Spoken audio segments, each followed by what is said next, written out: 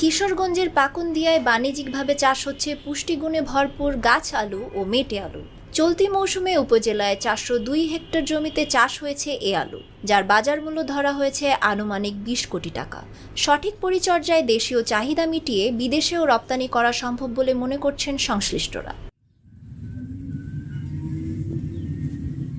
খরচের তুলনায় লাভ বেশি হওয়ায় আগ্রহী হচ্ছেন নতুন নতুন কৃষক। জানা গেছে, গাছ আলু চাষের জন্য আলাদা জমি, সার ও বাড়তি যত্নের প্রয়োজন হয় না।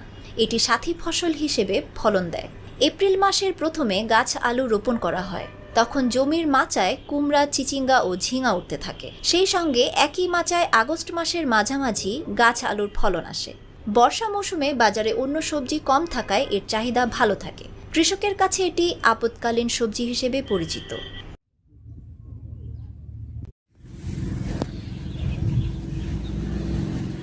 কিশোরগঞ্জের পাকুন্দিয়ায় বাণিজ্যিকভাবে চাষ হচ্ছে পুষ্টিগুণে ভরপুর গাছ আলু ও মেটে আলু। চলতি মৌসুমে উপজেলায় 402 হেক্টর জমিতে চাষ হয়েছে এ আলু, যার বাজার মূল্য ধরা হয়েছে আনুমানিক 20 কোটি টাকা। সঠিক পরিচর্যায় দেশীয় চাহিদা মিটিয়ে বিদেশেও রপ্তানি করা সম্ভব বলে মনে করছেন সংশ্লিষ্টরা। খরচের তুলনায় লাভ বেশি হওয়ায় আগ্রহী হচ্ছেন নতুন নতুন কৃষক। জানা গেছে, গাছ আলু চাষের জন্য আলাদা জমি, সার ও বাড়তি যত্নের প্রয়োজন হয় না। এটি সাথী ফসল হিসেবে ফলন দেয়। এপ্রিল মাসের প্রথমে গাছ আলু রোপণ করা হয়। তখন জমির মাচায় কুমড়া, চিচিঙ্গা ও ঝিঙা উঠতে থাকে। সেই সঙ্গে একই মাচায় আগস্ট মাসের মাঝামাঝি গাছ আলুর ফলন আসে। বর্ষা মৌসুমে বাজারে অন্য সবজি কম থাকায় এর চাহিদা ভালো থাকে। কৃষকের কাছে এটি আপৎকালীন সবজি হিসেবে পরিচিত।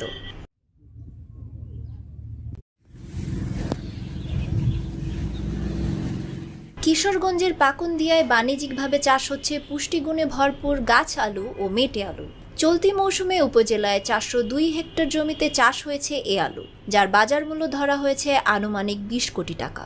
সঠিক পরিচর্যায় দেশীয় চাহিদা মিটিয়ে বিদেশেও রপ্তানি করা সম্ভব বলে মনে করছেন সংশ্লিষ্টরা। খরচের তুলনায় লাভ বেশি হওয়ায় আগ্রহী হচ্ছেন নতুন নতুন কৃষক। জানা গেছে, গাছ আলু চাষের জন্য আলাদা জমি, সার ও বাড়তি যত্নের প্রয়োজন হয় না। এটি সাথী ফসল হিসেবে ফলন দেয়।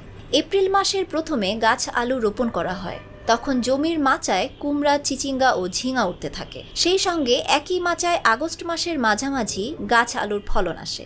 বর্ষা মৌসুমে বাজারে অন্য সবজি কম থাকায় এর চাহিদা ভালো থাকে। কৃষকের কাছে এটি আপৎকালীন সবজি হিসেবে পরিচিত।